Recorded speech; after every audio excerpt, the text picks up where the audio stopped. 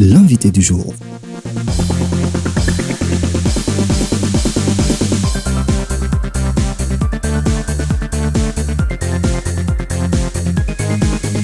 Merci. L'invité du jour se nomme Pasteur Bien-Aimé Boteluc. Il est le pasteur de la région d'Abidjan de l'église AUC, entendez, l'Alliance des églises évangéliques de Côte d'Ivoire, et également pasteur principal de la communauté Temple de la Gloire de l'Éternel AUC Koumassi, marié à Yao Amenan Elisabeth, père de 8 enfants, dont 4 filles et 4 garçons. Félicitations, pasteur. Merci, Chrysostome. Merci d'avoir accepté notre invitation. Que Dieu vous bénisse. Amen. Alors, concrètement, oui. Un chrétien peut-il souffrir? Bien sûr, il peut souffrir si telle est la volonté de Dieu. Vous répondez par l'affirmatif. Oui, il faut faire la part des choses. Il faut faire la part des choses. Et là, je tiens à insister. Le chrétien peut souffrir, c'est une possibilité. Mais le chrétien ne cherche pas la souffrance. Mais, conformément au plan de Dieu, conformément à la mission que Dieu va lui confier, il est possible que le chrétien souffre. Et je voudrais te rappeler rapidement ce texte, oui, de l'apôtre Paul. Il disait ceci, si vous le permettez. Hein. Oui, allez-y. Il a écrit ceci dans 2 Timothée. Il dit, 2 Timothée 3, 11, pour toi, tu as suivi de près mon enseignement, ma conduite, mes résolutions, ma foi, ma douceur, ma charité, ma conscience. Mes persécutions, mes souffrances. À quelle souffrance n'ai-je pas été exposé à Antioche, à Icône, à Lystre? Quelle persécution n'ai-je pas supporté? Et le Seigneur m'a délivré de toutes. Or, tous ceux qui veulent vivre pieusement en Jésus-Christ seront persécutés. Et plus tard, et plus loin, il dira encore 2 Timothée 4, 5, il dira ceci. Mais toi, sois sobre en toutes choses, supporte les souffrances, fais l'œuvre d'un évangéliste, remplis bien ton ministère. Et enfin, dans Hébreux 2, 18, il est écrit là-bas que Christ ayant été tenté lui-même dans ce qu'il a souffert, il peut secourir ceux qui sont tentés. Bon, quand je vois cela, je peux dire qu'un chrétien peut souffrir. Je dis bien peut souffrir. D'accord, peut souffrir. Il y a une grande différence entre ceux qui croient que c'est la souffrance là qui fait aussi qu'on est bon chrétien. Non, d'accord. Mais c'est qu'est-ce qu'on entend dire. Hein? Voilà. Et d'aucuns disent que le chrétien ne doit même pas souffrir. Dès qu'on est de nouveau, c'est fini, c'est terminé. Christ en nous, c'est terminé.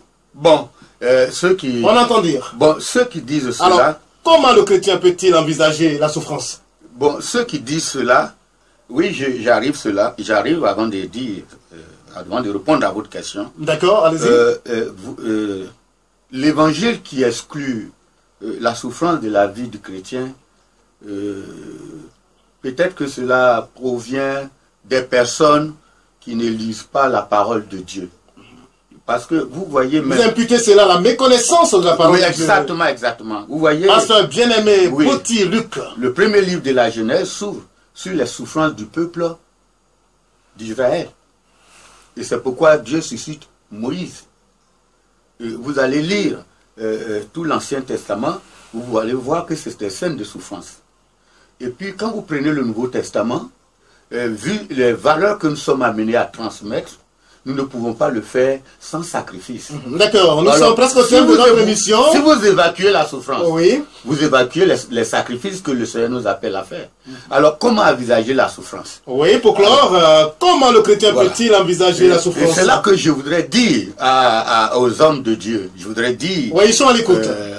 Aux assemblées de Dieu, je veux dire les chrétiens, les fidèles, que nous devons vivre notre foi en ayant la pensée que la souffrance peut survenir à tout moment.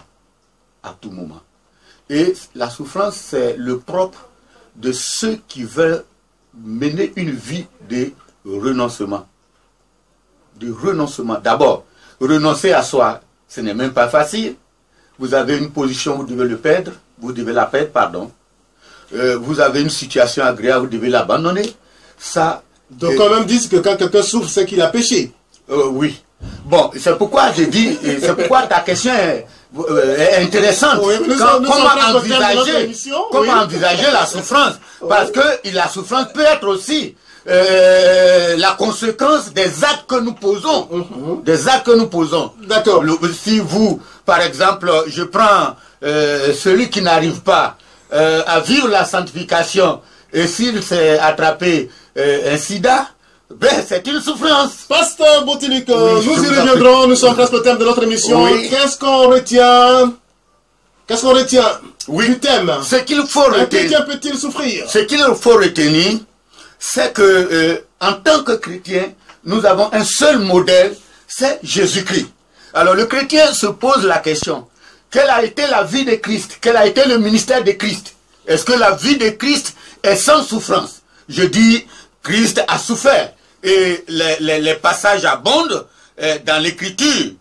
Il est l'apôtre Pierre, dans 1 Pierre 2, 21 dit. Et c'est à cela que vous avez été appelés. Parce que Christ aussi a souffert pour vous, vous laissant un exemple, afin que vous suiviez ses traces. L'invité du jour, c'est terminé.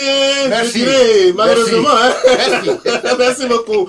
Pasteur bien-aimé, Aimé Boutilic, que Dieu vous bénisse et merci d'avoir accepté notre invitation. Amen. Nous allons maintenant partir avec la seconde partie des infos services. C'est parti, Yahoo Manuel, quand tu veux.